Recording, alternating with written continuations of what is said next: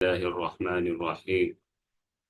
شهر رمضان الذي أنزل فيه القرآن هدى للناس وبينات من الهدى والفرقان. وقال النبي صلى الله عليه وسلم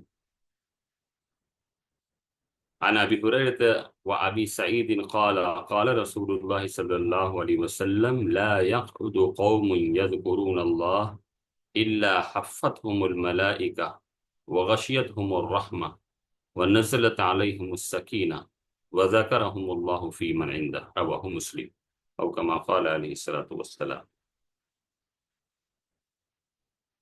محترم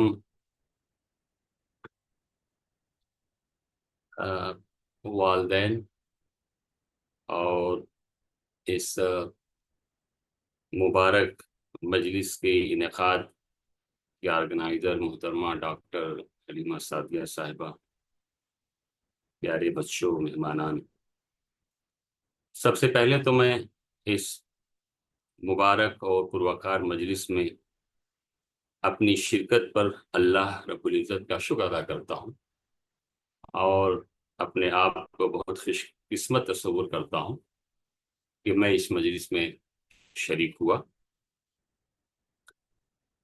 جیسا کہ ہمیں معلوم ہے کہ یہ مجلس قرآن کی نسبت سے منعقد کی گئی ہے، وہ قرآن جو اللہ کا کلام ہے، وہ قرآن جو انسانیت کی ہدایت کے لیے نازل کیا گیا ہے، اور وہ قرآن جس پر عمل پیرا ہو کر انسانیت کی بلندیوں تک انسان پہنچ سکتا ہے اور اسے چھوڑ کر وہ پستی میں بھی گر سکتا ہے۔ یقیناً یہ بڑی مبارک گھڑی اور بڑی مبارک مجلس ہے۔ اللہ تعالیٰ نے قرآن کے نزول کے سلسلے میں وضاحت کرتے ہوئے فرمایا، جیسا کہ میں نے آیت پڑھی، کہ قرآن رمضان کے مہینے میں نازل کیا گیا ہے اور اس میں لوگوں کے لیے ہدایت ہے اور حق و باطل میں فرق کرنے والی واضح نشانیاں ہیں۔ یہ آیت ہمیں بتاتی ہے کہ رمضان المبارک کی فضیلت کی ایک بڑی وجہ یہ ہے کہ قرآن کریم اس میں نازل ہوا، اور ساتھ ہی یہ بھی بتاتی ہے کہ اللہ پاک نے جو قرآن کریم نازل کیا ہے یہ پوری انسانیت کے لیے ہدایت ہے۔ چنانچہ اللہ تعالیٰ دوسری جگہ ارشاد فرماتے ہیں سورہ اسراء آیت نمبر 9 میں کہ بے شک یہ قرآن اس راستے کی رہنمائی کرتا ہے جو سب سے سیدھا ہے، اور وہ ایمان والوں کو خوشخبری دیتا ہے جو نیک اعمال کرتے ہیں ان کے لیے بڑا اجر ہے۔ میں اس موقع پر جو لوگ بھی اس مجلس میں شریک ہیں، چاہے وہ اس کو آرگنائز کرنے کے سلسلے میں کسی طرح سے بھی شریک ہوں، یا وہ بچے جو اس میں شرکت کر رہے ہیں، یا وہ پیرنٹس جو اپنے بچوں کے ساتھ بیٹھے ہوئے ہیں، میں نے جو حدیث پڑھی ہے بڑی ہی خوش کر دینے والی وہ حدیث ہے، بڑی مسرت ملتی ہے اس پڑھ کر۔ اللہ کے نبی صلی اللہ علیہ وسلم نے فرمایا کہ جو جماعت اللہ کے ذکر میں مشغول ہو، فرشتے اس جماعت کو سب طرف سے گھیر لیتے ہیں اور ان پر سکینت نازل ہوتی ہے، اور اللہ جل شانہ اس کا تذکرہ اپنی مجلس میں فرماتے ہیں۔ یہ ایک لمبی حدیث ہے جس میں اللہ تعالیٰ، جس میں آگے پیارے نبی صلی اللہ علیہ وسلم فرماتے ہیں کہ اللہ ان فرشتوں سے ذکر کرے گا کہ میں تمہیں گواہ بناتا ہوں کہ میں نے انہیں بخش دیا، یعنی جو لوگ مجلس میں بیٹھے ہوئے ہیں۔ فرماتے ہیں کہ ان فرشتوں میں سے ایک فرشتہ کہے گا کہ اللہ فلاں شخص تو اس مجلس میں حصہ لینے کے لیے نہیں آیا تھا، وہ کسی اور ضرورت سے اپنا بیٹھا ہوا تھا۔ تو اللہ تعالیٰ فرمائیں گے کہ یہ ایسے ہم نشیں لوگ ہیں کہ جو ان میں آ کر بیٹھ بھی جائے کسی دوسرے مقصد سے، وہ بھی جو ہے اپنا حصہ پا جاتا ہے۔ تو بڑی ہی یہ بابرکت یہ مجلس ہے، اور رحمت کے فرشتے بچوں آپ کو گھیرے ہوئے ہیں سارے مجلس کو۔ یقیناً جو ہے یہ اس کا ہمیں ثواب بھی ملے گا۔ اللہ کے نبی صلی اللہ علیہ وسلم نے فرمایا کہ خیرکم، جیسا کہ ابھی حدیث یہاں پر حدیث سامنے دکھ رہی ہے کہ خیرکم من تعلم القرآن وعلمہ، کہ تم میں سب سے بہتر وہ شخص ہے جو قرآن کو سیکھے اور دوسروں کو سکھائے۔ تو قرآن کی بس بیٹھنا، قرآن کو سیکھنا، قرآن کو سکھانا، اسے سننا، یہ ساری کی ساری انتہائی بابرکت چیزیں ہیں۔ اللہ نے قرآن میں فرمایا، اور اس کے آداب بھی پھر اسی لیے بڑھ جاتے ہیں۔ اللہ نے قرآن میں فرمایا کہ وَإِذَا قُرِئَ الْقُرْآنُ فَاسْتَمِعُوا لَهُ وَأَنصِتُوا لَعَلَّكُمْ تُرْحَمُونَ، کہ جب قرآن پڑھا جائے تو اسے غور سے سنو، خاموش رہو، تاکہ تم پر رحم کیا جائے۔ تو محترم حضرات اور پیارے بچوں، یہ اللہ کا کلام ظاہر ہے کہ جس طرح سے پوری کائنات پر اللہ جل شانہ کی فضیلت ہے، اسی طرح سے تمام کلاموں پر اللہ کے کلام کی فضیلت بالکل مسلم ہے، اور اس کے حقوق بھی ہم پر بہت عائد ہوتے ہیں۔ پیارے نبی صلی اللہ علیہ وسلم نے فرمایا کہ ان اللہ یرفع بہذا الکتاب اقواما ویضع به آخرین، بے شک اللہ اس کتاب کے ذریعے سے کچھ قوموں کو بلند فرماتا ہے اور کچھ کو پست کر دیتا ہے۔ تو وہ لوگ جو اس قرآن کی تعلیمات پر عمل کرتے ہیں، وہ لوگ جو اللہ جل شانہ کی کے فرامین پر عمل پیرا ہوتے ہیں، اس کے نبی کریم صلی اللہ علیہ وسلم کی فرما برداری کرتے ہیں، تو اللہ تعالیٰ اسی قرآن پر عمل کرنے کے ذریعے سے ان کو بلندیوں پر پہنچا دیتا ہے۔ اور جو لوگ اس قرآن کو چھوڑ دیتے ہیں تو یقیناً وہ پستی میں چلے جاتے ہیں۔ اس خصوصی موقع سے میں اللہ سے دعا کروں گا کہ اللہ تعالیٰ ہمیں قرآن کو پڑھنے، سننے، سمجھنے اور اس پر عمل کرنے کی توفیق عطا فرمائے۔ پیارے بچوں، ابھی آپ جس چیز میں حصہ لے رہے ہیں، تجوید و قرات میں، اللہ نے اس کی بڑی فضیلت فرمائی ہے، اس کا حکم فرمایا ہے۔ سورہ مزمل آیت نمبر 4 میں اللہ نے فرمایا وَرَتِّلِ الْقُرْآنَ تَرْتِیلًا، اور قرآن کو ٹھہر ٹھہر کر خوبصورتی سے پڑھو۔ یہ آیت ہمیں قرآن کو خوبصورت انداز میں سمجھ کر ترتیل کے ساتھ پڑھنے کی تعلیم دیتی ہے۔ ترتیل کا مطلب کیا ہے؟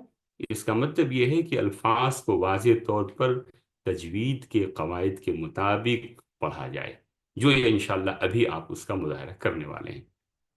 پیارے نبی صلی اللہ علیہ وسلم نے اس کو مزید واضح کیا فرماتے ہوئے فرمایا کہ زینوا القرآن باصواتکم، قرآن کو اپنی آوازوں سے مزین کرو، اسے سجاؤ، اسے اچھی آواز بنا کر پڑھو، خوبصورت آواز میں پڑھو۔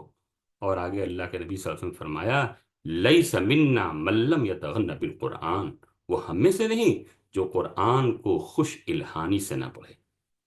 تو یہ احادیث اس بات کی طرف اشارہ کرتی ہیں کہ قرآن کو خوبصورت آواز میں اور ترتیل کے ساتھ پڑھنا چاہیے، تاکہ سننے والے کے دل میں اللہ کا کلام اتر جائے۔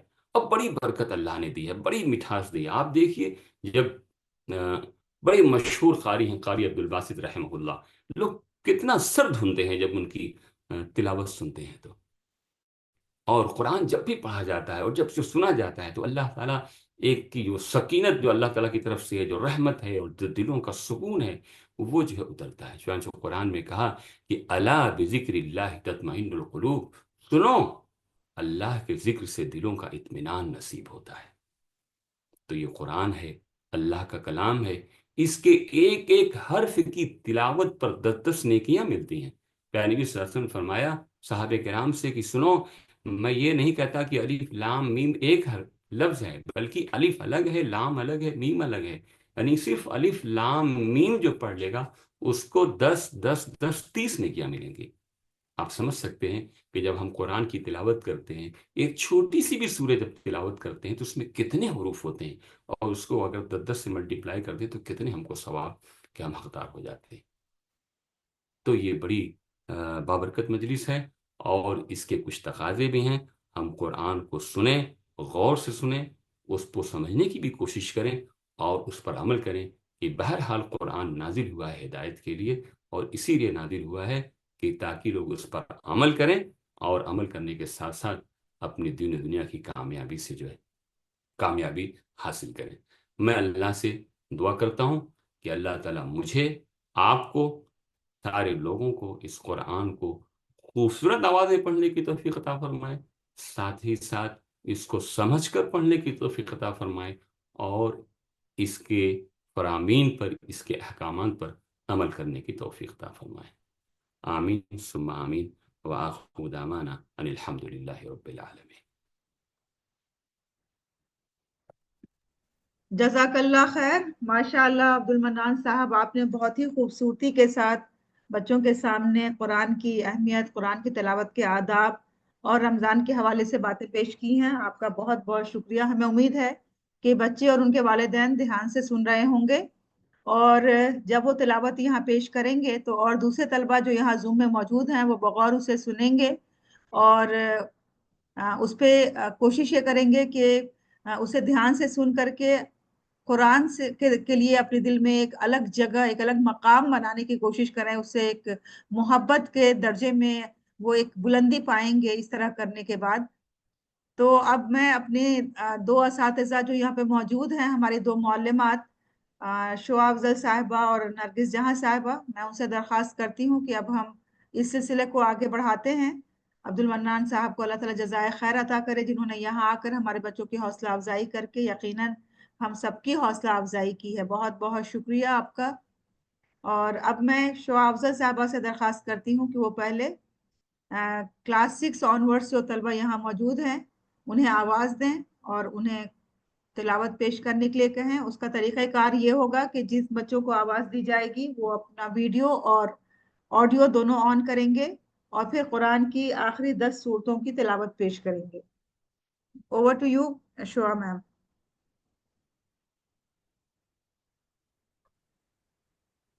السلام علیکم. فرسٹ وعلیکم آف آل سب السلام. سے پہلے جو ہے ہم بڑے 6 آنورڈ بچوں کو بلائیں گے. اس میں سب سے پہلا نام جو ہے عزیر احمد کا ہے، کلاس 6. عزیر احمد، کلاس 6. السلام علیکم. وعلیکم السلام.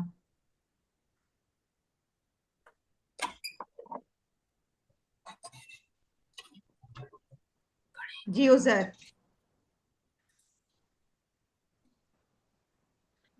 أعوذ بالله من الشيطان الرجيم.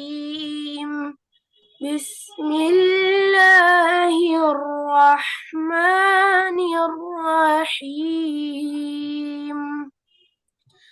ألم تر كيف فعل ربك بأصحاب الفيل؟ ألم يجعل كيدهم في تضليل وأرسل عليهم طيرا أبابيل ترميهم بحجارة من سجيل فجعلهم كعصف مأكول. بسم الله الرحمن الرحيم. لإيلاف قريش إيلافهم رحلة الشقاء والصيف فليعبدوا رب هذا البيت الذي أطعمهم من جوع وآمنهم من خوف. بسم الله الرحمن الرحيم. أرأيت الذي يكذب بالدين فذلك الذي يدع اليتيم ولا يحض على طعام المسكين فويل للمصلين الذين هم عن صلاتهم ساهون الذين هم يراءون ويمنعون الماعون. جی بسم سبحان اللہ. الله بیٹی الرحمن سنائیے. اب آپ سورہ کافرون سنائیے. بسم الله الرحمن الرحيم. قل يا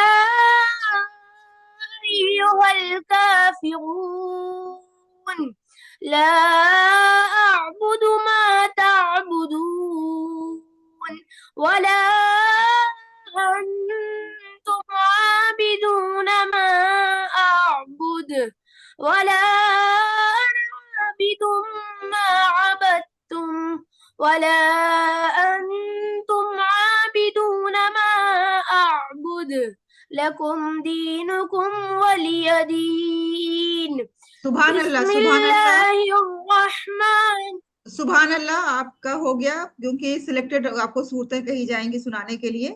تو بہت بہت شکریہ آپ کے پارٹیسپیشن کا. نیکسٹ.